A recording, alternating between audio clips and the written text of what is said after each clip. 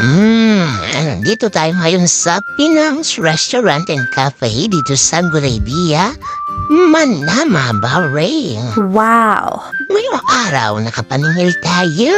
Yes! So bago tayo mabudol ulit, kain muna natin ang ating mga siningil. So ang dami mga pagkain dito na Philippine food and my Thai food din. Maraming mga dessert dito, milkshakes, gusto nating mag-coffee, meron din sila mga palaka. Sila ating pinaluto kay ate itong bagnet. So may libreng sabaw. And ito yung ating extra ulam dahil yung sobrang mga bit-bitin natin pa uwi para hindi na tayo magluto. At syempre, huwag natin kalimutan magdasal at magpasalamat sa ating mga blessings na natatanggap araw-araw at sa sunod pang mga pagkakataon.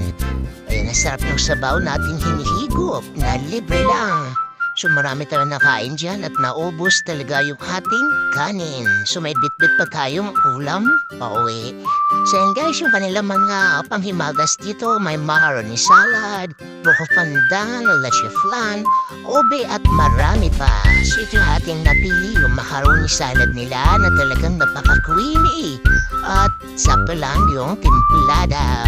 So nakailang subo lang tayo dyan dahil nagmamadali na tayo umuwi at may isasampay pa tayong labahin. Kaya pag andito kayo sa Gudaybiya, huwag makalimot pumunta dito sa Pinang's Restaurant. Paalam na guys at sa sunod muli, ito yung inyong lingkod, Pax.